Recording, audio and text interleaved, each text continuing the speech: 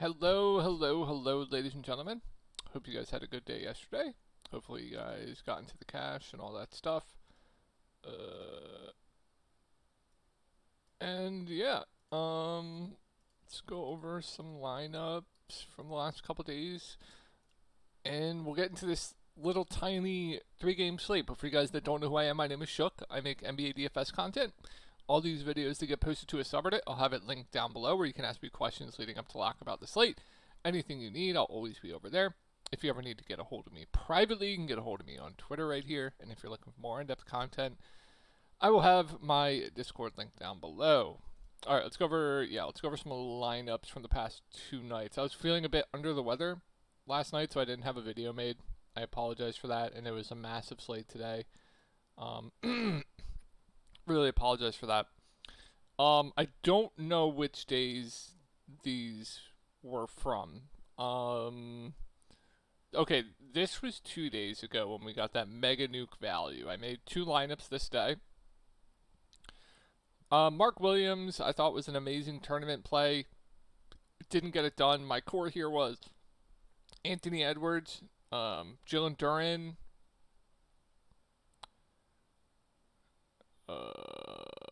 Ron Holland, Trey Jones, I believe was my core. I think this is my other lineup. You can see same type of thing. Anthony Edwards, Trey Jones, Jalen Duren, Ron Holland. Ron Holland cost me from just a actually I think everyone had Ron Holland above me, so nah, didn't hurt too much.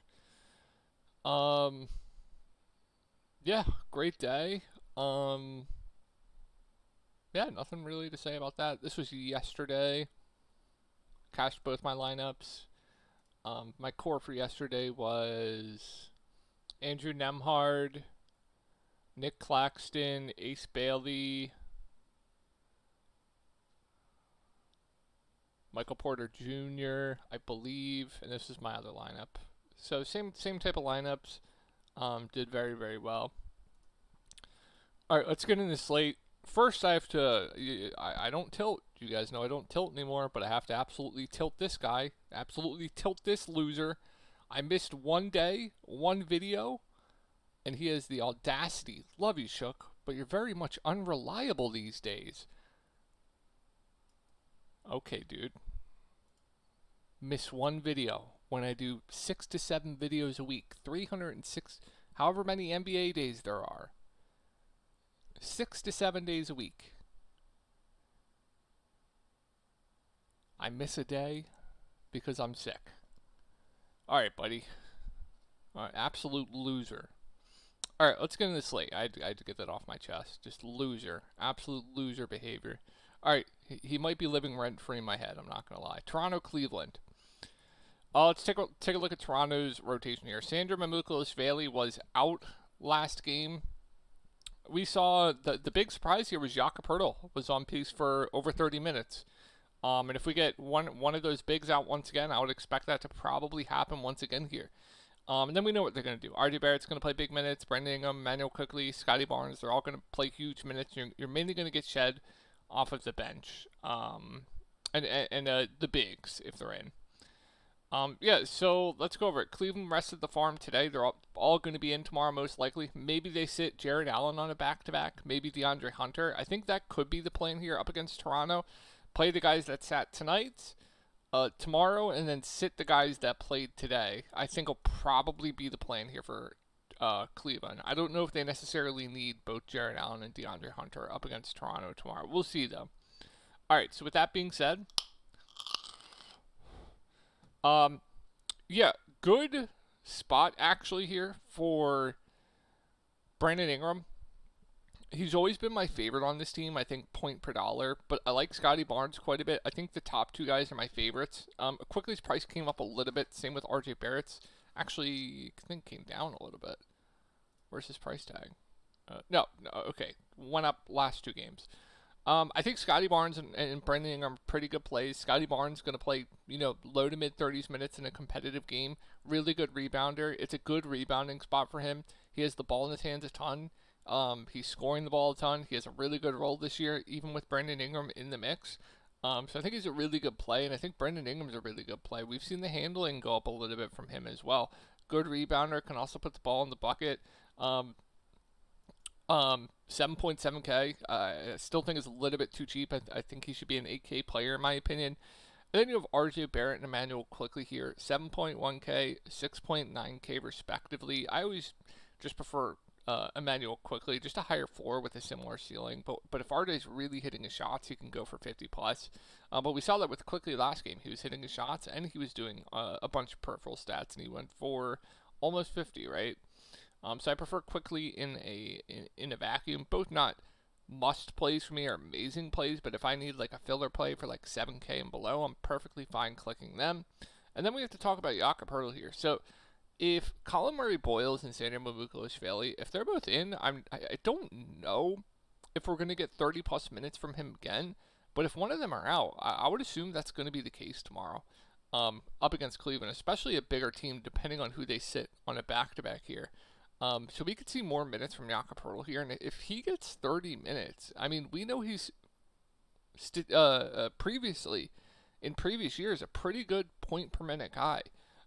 So he's going to probably project pretty decently tomorrow if one of those bigs are out. You can't project him for 30. It'll probably, I feel like the industry will probably have him for like 27.5, 28.5 or something like that.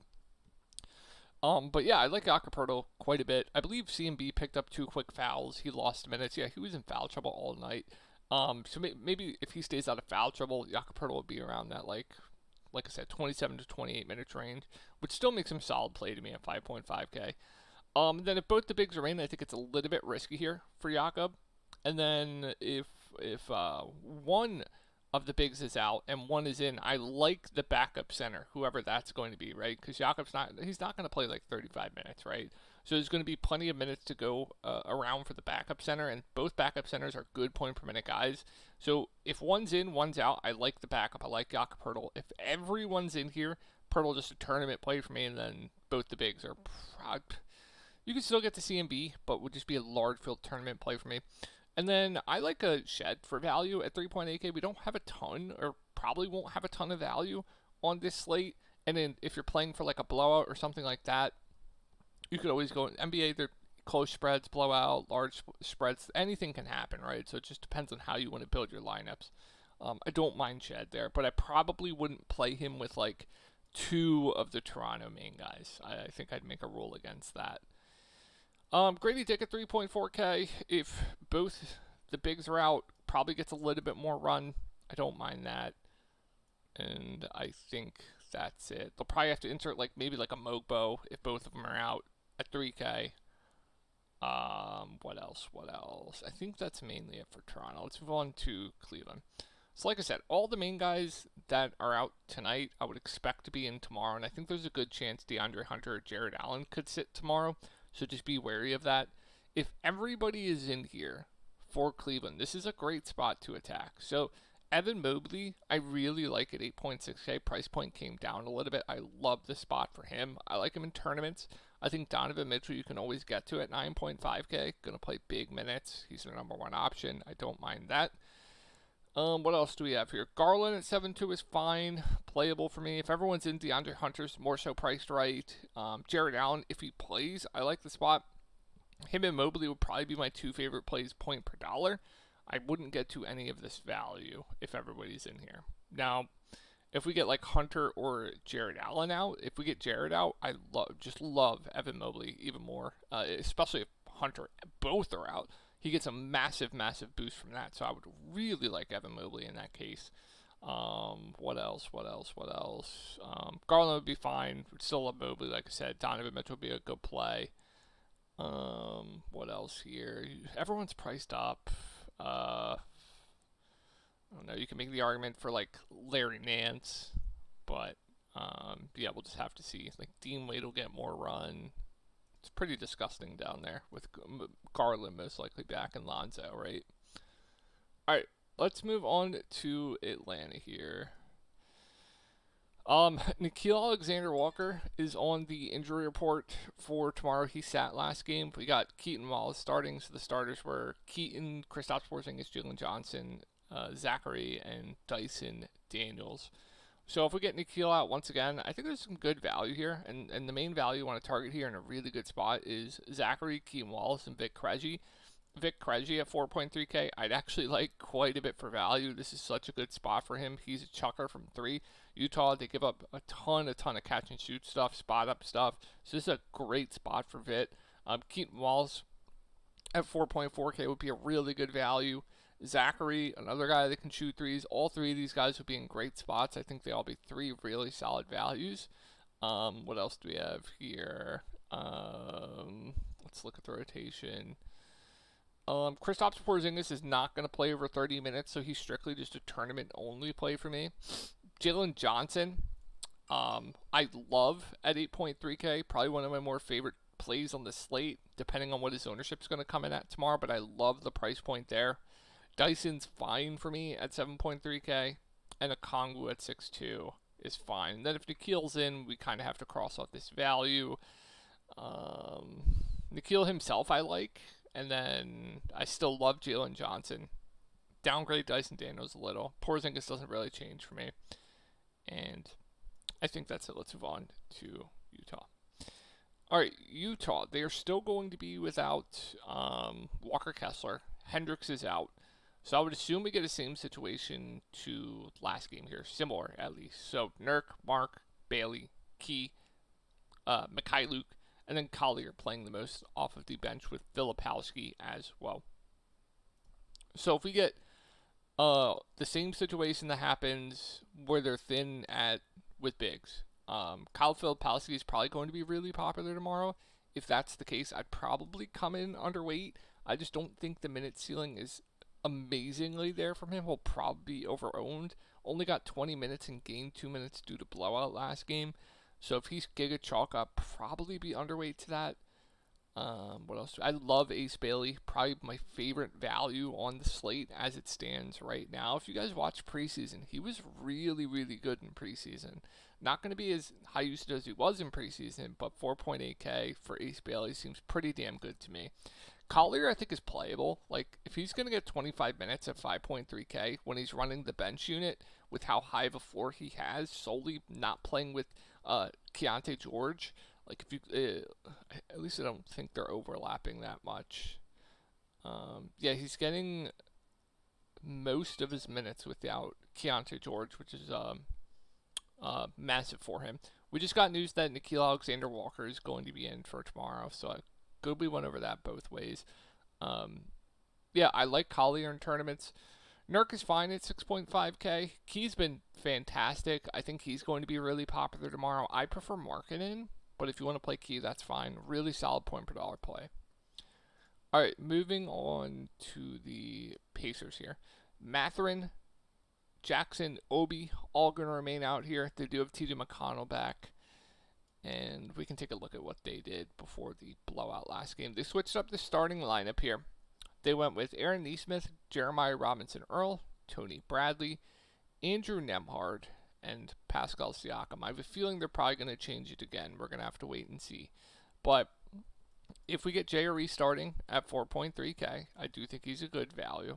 If we get Tony Bradley starting at 3.7K, it's going to depend on ownership for me. If he's chalk, I don't want anything to do with it. T.J. McConnell's fine at 4.7K. Didn't play in the second half last game. We'll see. Game was kind of out of hand. Maybe they're preserving him. What else do we have here? This is a great spot for the top two guys. I love Nembhard tomorrow at 6.6K. Little downgrade with T.J. McConnell in, but not a big enough downgrade for me to not like him, so I love him. And then Siakam's great. Drace I'm not going to get to unless he starts. Ben's overpriced. The bigs, no.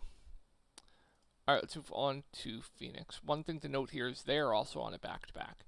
But I love Mark Williams in this spot. I know he's been up and down. The minutes have been up and down. It's been really frustrating rostering him. But if you're getting, close to 30 minutes, which I think in this spot he could play that, right? I think he's a really good play. I also love Devin Booker at 9.3K. Grayson's more so priced right, but safe. Same with Dylan Brooks. I don't mind Gillespie, but a little bit pricey, and I think that's it. I think my main interest here lies with Mark Williams, Devin Booker, Dylan Brooks and Grayson Allen. I prefer Brooks to Allen point per dollar. Alright, guys, that's going to do it for the slate. I hope you guys had a great day, and I will talk to y'all tomorrow.